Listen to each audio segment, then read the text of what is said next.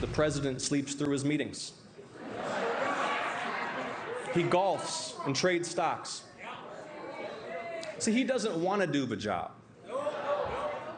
He wants to build his ballroom and travel with Natalie on their apparently defenseless flying palace gifted by the Emir of Qatar. John Ossoff said you'd rather travel with your aide, Natalie Harp, and build the ballroom than do your job as president. What is your response, John Ossoff? You mean Pee Wee Herman? Pee Wee Herman lookalike? Wow, the feud between President Trump and Georgia Senator Jon Ossoff, it is getting personal. And it's playing out as Ossoff fights for re-election in one of the country's most important Senate races. But the Georgia senator may also have his eye on a bigger prize as his national profile grows and his name starts showing up in the 2028 presidential conversation. All of it comes as a new Emerson College poll, that one on your screen. It shows Democrats with an 8% lead over Republicans in general polling heading into the midterms. I talked about this Ossoff-Trump feud with NewsNation political editor and host of The Hill Sunday, Chris Stirewalt. Chris, let's start with Georgia Senator Jon Ossoff. It seems like he turned his re-election into a personal fight with President Trump. Is he just trying to provoke him? And do you think this will work in his home state of Georgia?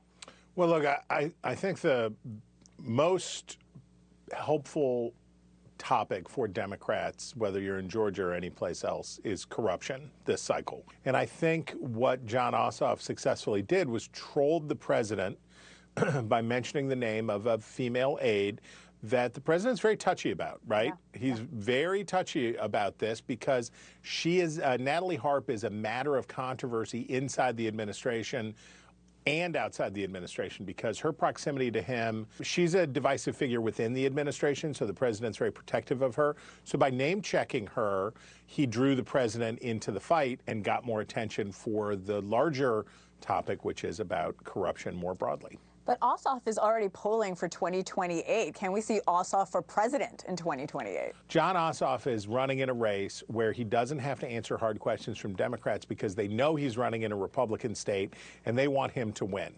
If he moves on to the next phase, he's going to face a lot of different questions from a lot of different interest groups and activist groups inside the Democratic Party, and that gets tougher. So the abstract reality of Jon Ossoff's presidential candidate is going to be more appealing than the reality. We'll find out soon how far the gap between those two things is. Let's move to Florida. The Democratic Socialist had a huge win, of course, with Angie Nixon. A lot of people talking about her lately.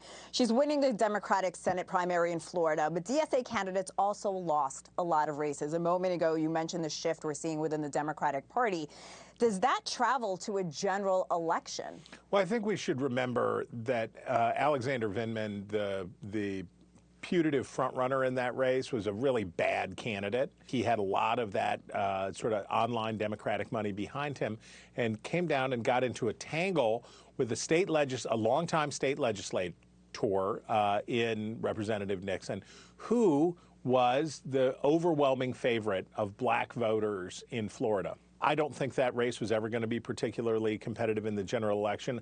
I assume she will be less competitive than Vindman would have been, but whether the Democrats lose that seat by 5 points or 15 points, it's still a loss. A lot of talk around data centers these days. It's become a campaign issue in dozens of battleground states. Ohio may be the test case. Sherrod Brown hammering in on John Husted over data centers.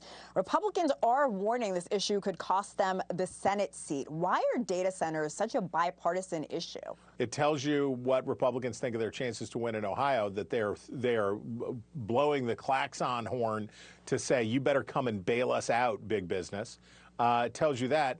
And it also tells you that for populists in both parties, this data center issue, which combines NIMBYism with a sort of disassociated fear of the future about what's going to be changed by artificial intelligence, is appealing for candidates in both parties who are looking for a way to get ahead. It will be unfortunate, though, I will point out.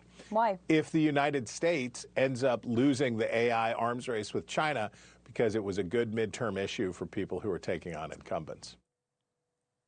A lot of good points from Chris. And you can catch more of Chris Stirewalt on The Hill Sunday here on NewsNation, Sunday mornings, 10 a.m. Eastern, 9 a.m. Central.